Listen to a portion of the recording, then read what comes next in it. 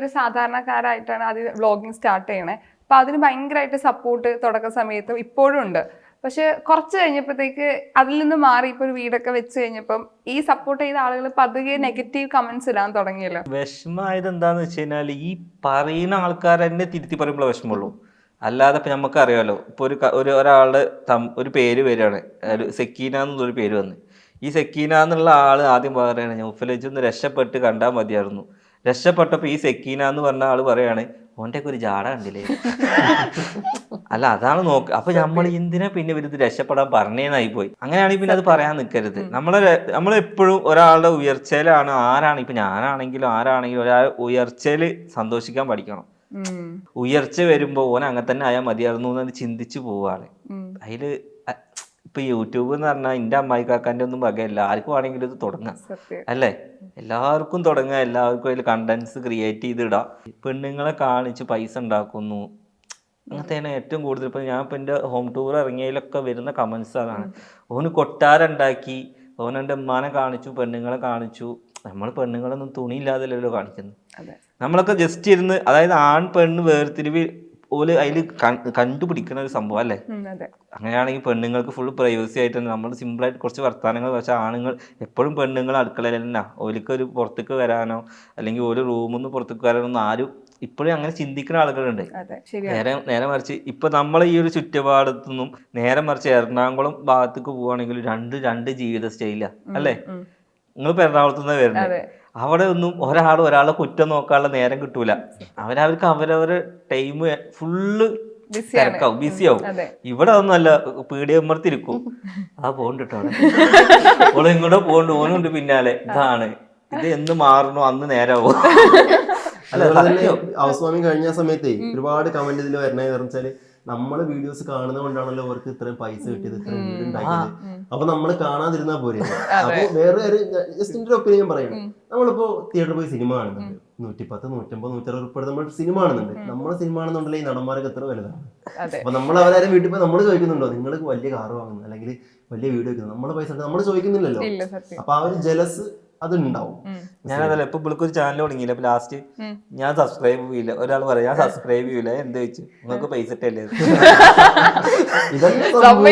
പൈസ കിട്ടാ, നമുക്ക് പൈസ കിട്ടുന്നതും നമ്മൾ നേരാവണതാണ് ഇപ്പത്തെ പ്രശ്നം. ആ പറയുന്ന ആളുകൾക്ക് ഞങ്ങൾക്ക് എങ്ങനെ നേരാവാം എന്ന് ചിന്തിക്കുകയാണെങ്കിൽ അവർക്ക് പ്രശ്നമൊന്നുമില്ല, അവർക്കും നേരാവാം.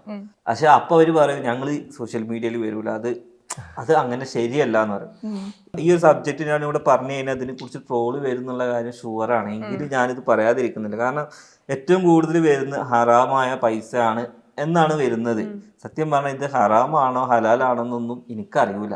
പിന്നെ എന്താണെന്നുണ്ടെങ്കിലും എൻ്റെ കബറിലേക്ക് ഞാനാണ് പോണത്. നമ്മളെന്തെങ്കിലും തെറ്റ് ചെയ്യണ്ടേ. പക്ഷെ എൻ്റെ ലൈഫിൽ എനിക്ക് പഠിച്ചവനായിട്ട് കാണിച്ചെന്നൊരു വഴിയാണ് ഈ ഒരു സോഷ്യൽ മീഡിയയും ഞാനും എൻ്റെ കുടുംബം രക്ഷപ്പെട്ടതും എല്ലാ കാര്യങ്ങളും നടന്നു. എനിക്കിതൊന്നും ഇല്ലാന്നുണ്ടെന്നുണ്ടെങ്കിൽ ഇപ്പോഴും നമ്മൾ ചിലപ്പോൾ ഇവരെ വിവാഹം നടക്കുന്നുണ്ടാവില്ല, എൻ്റെ വിവാഹം നടക്കുന്നുണ്ടാവില്ല, ചിലപ്പോൾ ഈ ജീവിതം തന്നെ ഉണ്ടാവില്ല. പക്ഷെ അപ്പൊ അങ്ങനെ ഒരു വഴി കാണിച്ചു തന്നപ്പോൾ ഞാൻ എൻ്റെ അത് നല്ല വഴിയാണെന്ന് ചിന്തിച്ച് പോകുന്ന ആളാണ്. ഞാൻ എൻ്റെ മാത്രം ശരി നോക്കിയിട്ടുള്ളൂ, ബാക്കിയുള്ളവരൊന്നും നോക്കിയില്ല. ഹറാമ് എന്ന സാധനം അവരത് ഇൻസ്റ്റാളേ ചെയ്യാൻ പറ്റൂല, അങ്ങനെയല്ലേ. അതായത് നിങ്ങൾ അതിന് പൈസ ഉണ്ടാക്കണത് നിരോധിക്കണം എന്ന് പറയുന്നത് അതിൽ വന്നിട്ടാ പറയണത്.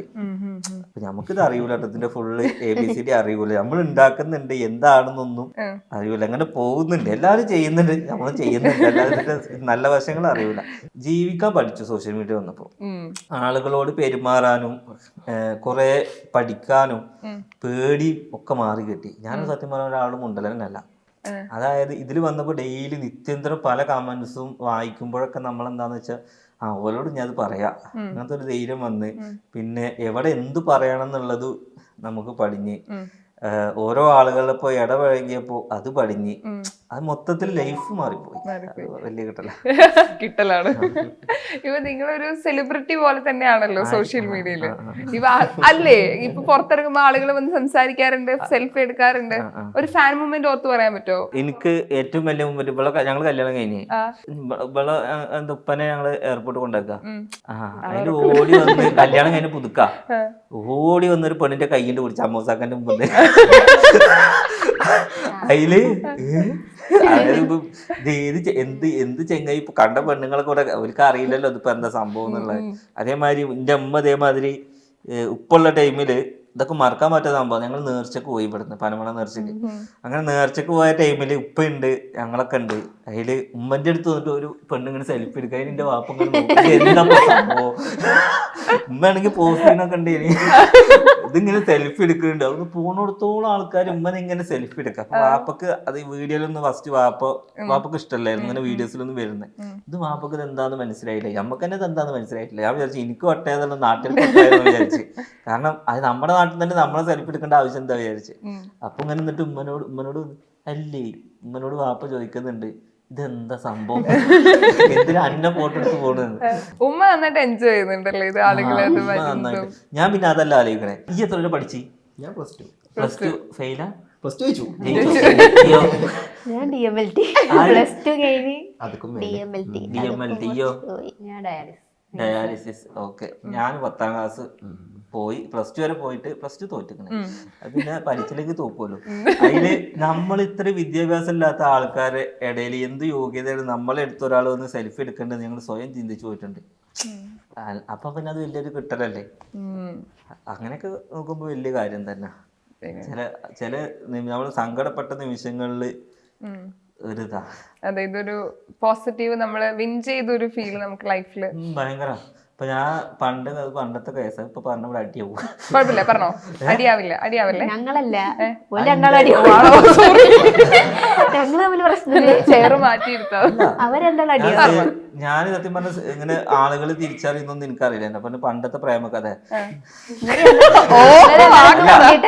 അന്ന് ഓളിന്റെ ആ പെണ്ണിന്റെ വേണ്ടാത്ത ആള് പിന്നെ ഞാൻ ഒരു എല്ലാരും അറിയുന്ന മെസ്സേജ് വന്നു. അപ്പൊ ഞാൻ മൈൻഡ് ചെയ്തില്ല. മൈൻഡ് ചെയ്താലും ഇല്ലാന്ന് പറയാൻ പറ്റുള്ളൂ. ഇന്ന് വല്ലതും നടക്കും. നിങ്ങളിവിടെ ഉണ്ടാവില്ലല്ലേ? ഈ പറയുന്ന ആളെ കുറിച്ച് ഏറ്റവും ഇഷ്ടപ്പെട്ട ഒരു കാര്യം എന്താ? ഒന്നും ഇഷ്ടമില്ല. ഞാൻ ഭയങ്കര ഒരു വേറൊരു ഫേസ് ഉണ്ട്. മീശ പിരിച്ച വേറൊരു ഫേസ് ഉണ്ട്. ഇഷ്ടമുള്ള ഒരു കാര്യം പറ ആളെ കുറിച്ച്. ആ പാവാണ് പറഞ്ഞു. സത്യം നന്നായിട്ട് പാവാണോ? തെറ്റി കഴിഞ്ഞാൽ ഉണ്ടാവരും. ഞാൻ സത്യം പറഞ്ഞ ഈ ജീവിതകാലം എനിക്ക് വേണ്ടി ജീവിച്ചില്ല, ഇവർക്കൊക്കെ വേണ്ടി ജീവിച്ച. ഇമോഷണലി കൊണ്ടുപോയി. അല്ല, ഞാൻ എനിക്ക് വേണ്ടിട്ട് ജീവിച്ചത് എപ്പോഴാന്നറിയോ? ഞാൻ ഒരു വണ്ടി വാങ്ങിയപ്പോ മാത്രം, ഈ ഒരു കാറ് വാങ്ങിയപ്പോ. വേറെ ഞാൻ എനിക്ക് വേണ്ടി ജീവിച്ചില്ല. പക്ഷെ ഞാൻ അങ്ങനെ ജീവിക്കൊണ്ടാണ് എനിക്ക് ഇതെല്ലാം ഉണ്ടായി. ഞാൻ എനിക്ക് വേണ്ടി മാത്രം ജീവിക്കുകയാണെങ്കിൽ ഞാനിപ്പോ എനിക്ക് കുറെ ആഗ്രഹങ്ങളാണ്. ഇപ്പൊ നമ്മള് കുറെ ആഗ്രഹങ്ങൾ ഉണ്ടായിരുന്നു, കാശ്മീർ അങ്ങനെ. പക്ഷെ അതെല്ലാം ഇതിന്റെ ഇടയിൽ കൂടെ നടന്നുപോയി. ആഗ്രഹങ്ങൾ എന്ന് വെച്ച് കഴിഞ്ഞാൽ ഇപ്പൊ ഓരോരുത്തർ ടൂർ പോകുമ്പോൾ സ്കൂളിൽ പോകുമ്പോഴൊക്കെ നമ്മളിങ്ങനെ കൊതിക്കല ടൂറൊക്കെ പോകാൻ വേണ്ടിയിട്ട്. പക്ഷെ അതൊന്നും നമുക്ക് പറ്റിയില്ല. അപ്പൊ നമ്മളെന്താക്കി, അതൊന്നും വിചാരിച്ചില്ല. പക്ഷെ ഇന്ന് ഞാൻ കാണാത്ത സ്ഥലങ്ങളില്ല, ദുബായ് വരെ കണ്ടുപോയി. എപ്പോഴെങ്കിലും റിഗ്രറ്റ് ചെയ്തിട്ടുണ്ടോ? അത് മൊമെന്റ്സ് പറയല്ലേ, റിഗ്രറ്റ് ചെയ്തിട്ടുണ്ടോ എപ്പോഴെങ്കിലും? ഇപ്പം എനിക്ക് ഇപ്പത്തെ 27 വയസ്സിൽ തോണ്ടുന്നോടെ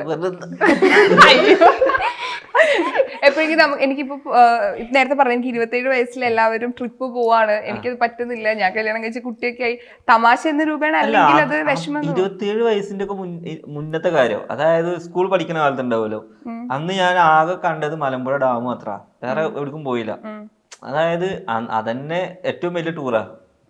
അതായത് അപ്പോഴൊക്കെ എല്ലാവരും വീഗാലാൻഡിലൊക്കെ പോകുമ്പോ ഉമ്മനോട് പറയും ഇവിടെ കഞ്ഞിയൊക്കെ പൈസ അല്ല, എന്നിട്ടല്ലേ പറഞ്ഞ ടൂറ് അറിയും. അപ്പൊ പിന്നെ ഞാൻ അങ്ങനെ ചിന്തിക്കലേ അല്ല. ഇവളൊക്കെ പിന്നെ പോയിട്ടുണ്ട് കേട്ടോ. ഞാൻ മാമന്റെ പൈസ